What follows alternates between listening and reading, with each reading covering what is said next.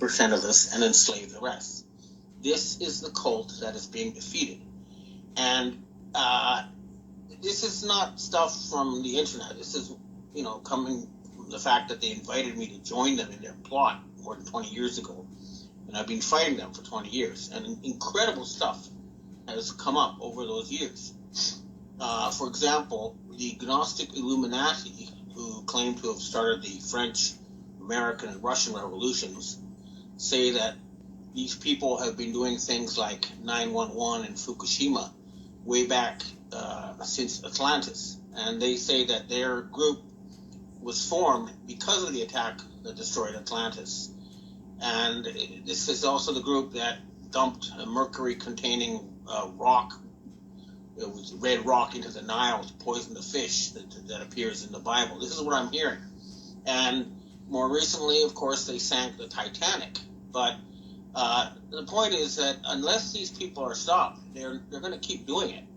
911 was a wake-up call for many people, including myself. We realized that someone had destroyed this building, the World Trade Center, on purpose, and it was part of social engineering.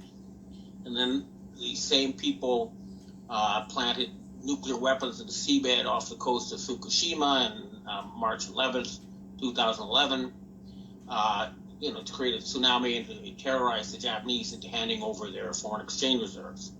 And of course, now people are realizing that the wildfires that happened in Los Angeles was just the same group of people up to their usual evil.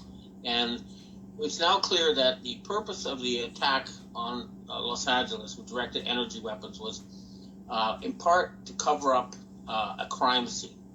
Multiple former child slaves have come forth, and they're credible witnesses to say that, and it's that there's a maze of tunnels underneath the Getty Museum and underneath a part of Los Angeles that was burned, and that they were literally auctioning thousands of children at a time to be either raped or murdered.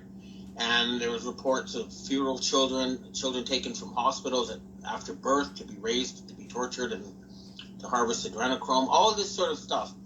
They want to cover it up before Donald Trump takes power, so they burned it to the ground. At the same time, they want to now profit because they're going to build a smart city by 2028, full of high-rises, so that, and the reason they need to do that is because Los Angeles real estate has become so expensive, their servants couldn't afford a place to live, and they need to have their servants nearby. So we know who these people are. They're not mystical creatures. They're people like Larry Fink and Klaus Schwab. Well, Klaus Schwab's dead.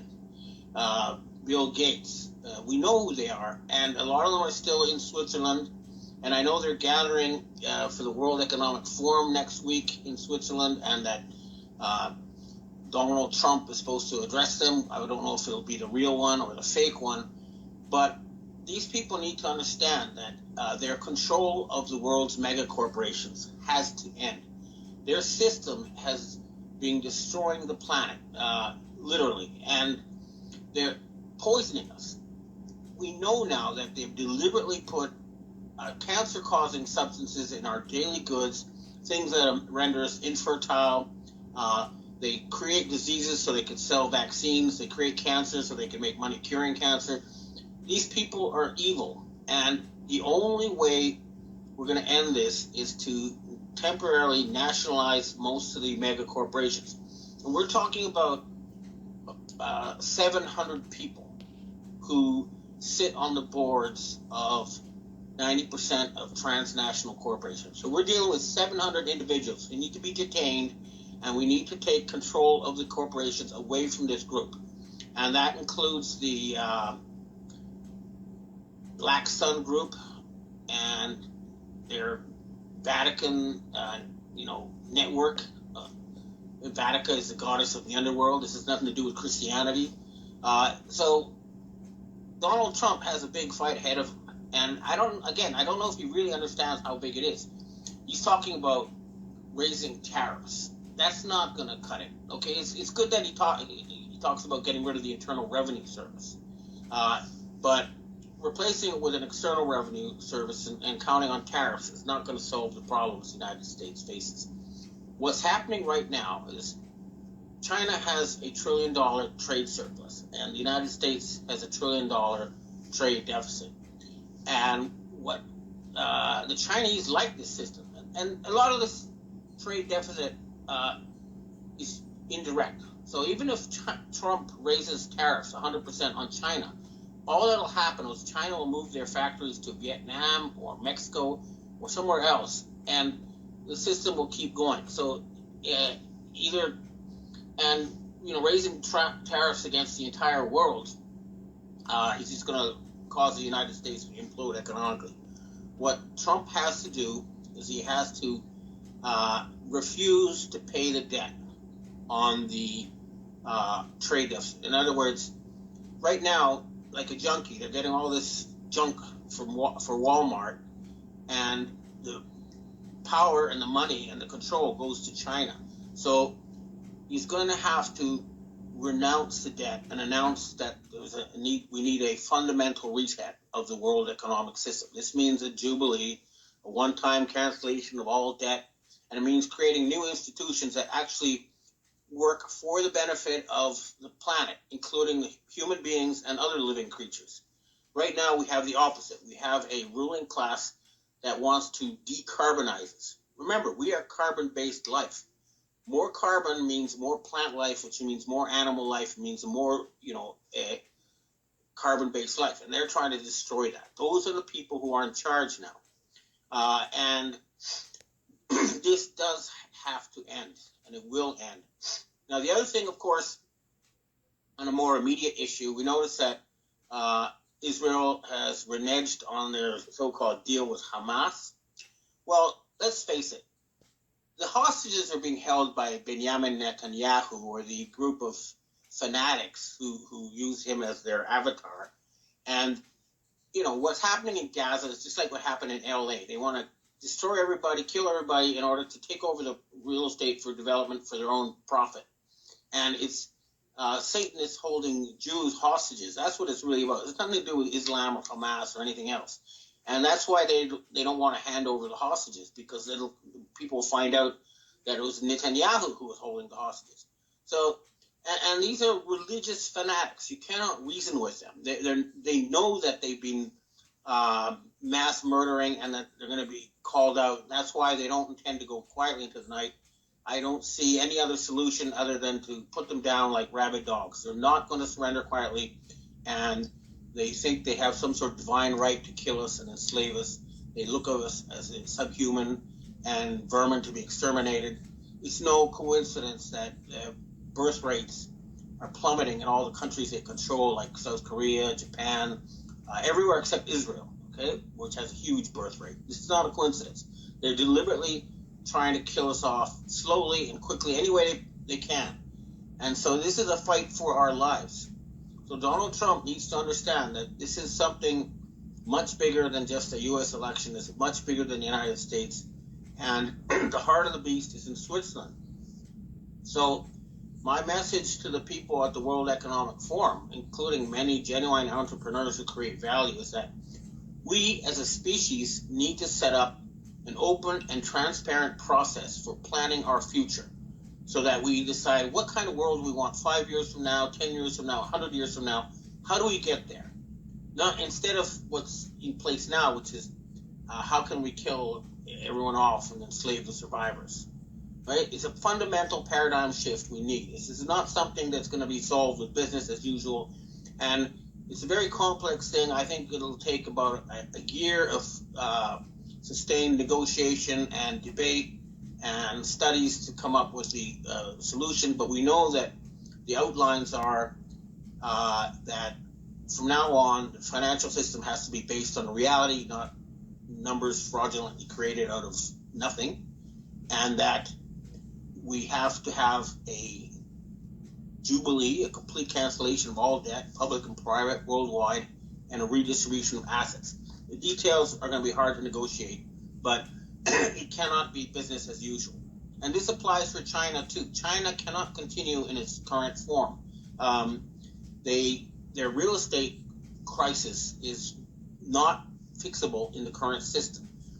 70% of Chinese wealth was in real estate, and that is plunging. And they're trying to compensate by, building huge industrial capacity, but that's essentially sucking money from the rest of the world, and the rest of the world is having a reaction there. It's not just the United States that's suffering. So this cannot continue. Everything has to be redone, and these negotiations need to start. And hopefully Donald Trump will be the man to do the job, but if not, I think the process will start with the nationalization of the Bank of Japan, because Japan has been the world's largest creditor nation, not debtor nation. And it's the people who have the money, not the people who have the debt, who should be in charge. So hopefully we'll be able to nationalize the Bank of Japan, put it back in the hands of the Japanese people, and that will start the process of restoring control of the financial system to the elected representatives of the people of the planet. That's what we're fighting for. So this is what I hope from Donald Trump will help accomplish. Well, that's what I have to say for myself today. Now I'd like to answer questions from readers and viewers. Hi, Ben. We have our first question for today. The U.S. military absolutely knows when anything overflies the U.S. and even shoots down UFOs. This means our military is a party to, if not the one responsible for the due attacks. How has this not been questioned? What do you have to say about it, and what do you think can be done about it?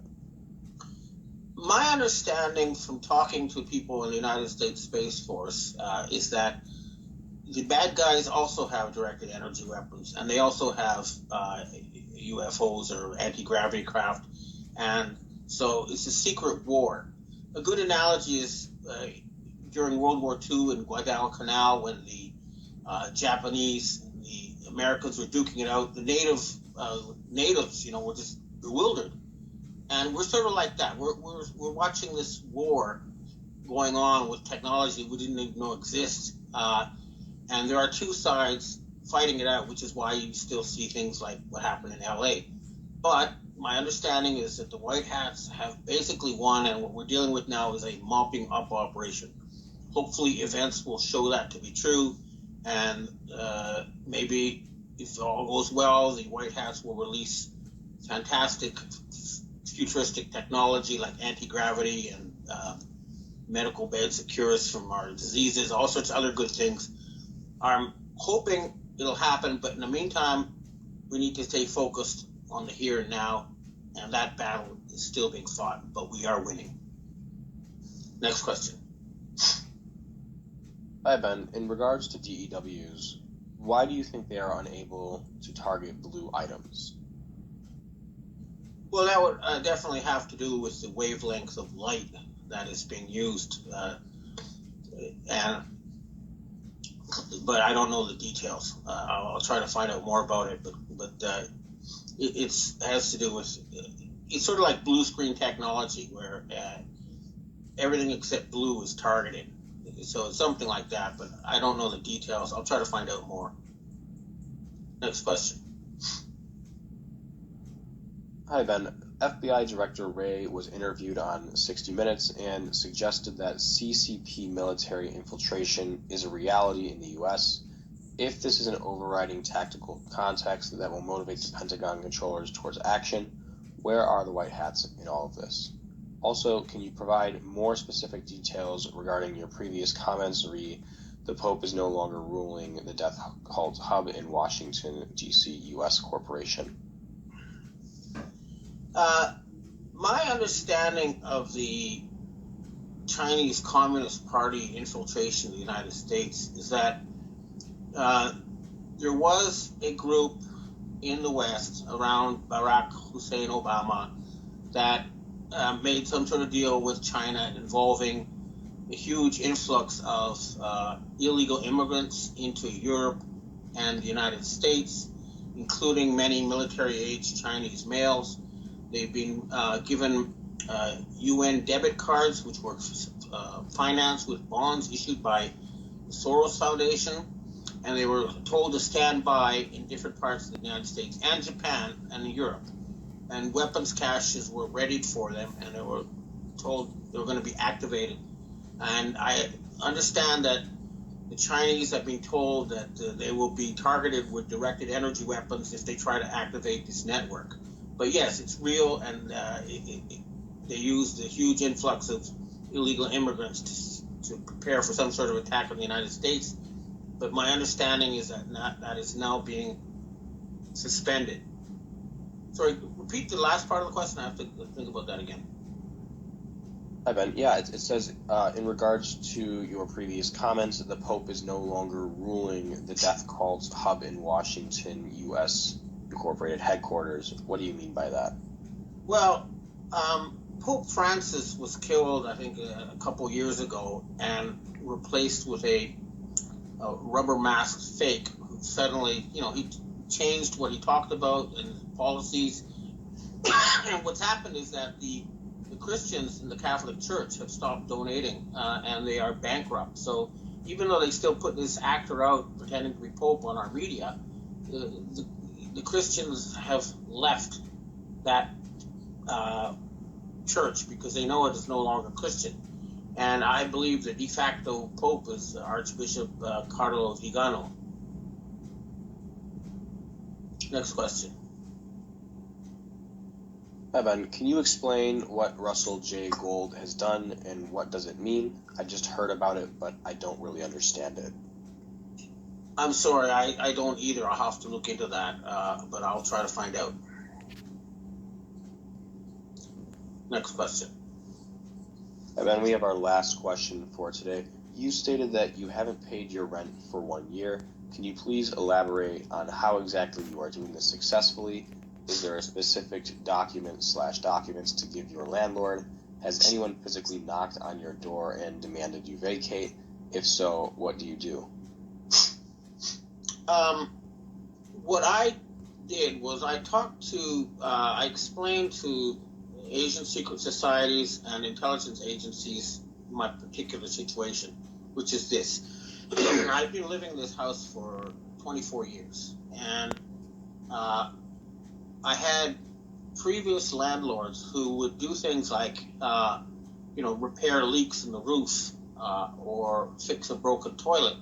So I continued to pay rent. But a couple of years ago, new owners took over, and they refused to do things like fix a leak on the roof. And I thought, why am I being sold like chattel? Am I going to be a perpetual debt slave here? And the other thing that, got me really angry was that, before I moved into this house, I tried very hard to get a bank loan so that I could buy one, but the banks refused to lend to me basically for racist reasons. So I said, to hell with this. And what I've done is I've ignored all the paperwork they sent me, and I'm challenging to physically come here and fight me, and they're afraid to do so because they know that if it came to a physical fight, I would win. So it's just been a show of determination. But what is important is that people need to do that in concert with each other. You need to connect online and all agree to do it at the same time because, united, you will be victorious, but isolated, you will not. And also, there are legitimate little old lady, landlords who require rental income in order to, survive.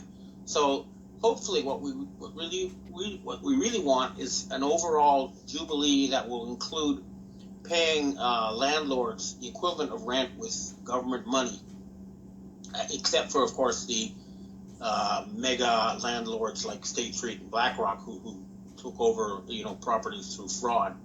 They shouldn't be compensated. But, overall, we need it shouldn't be a case of individual action. But I took personal action because I wanted to trigger such changes. And I drew a line in the sand, and I'm standing by it. And so far, it's working.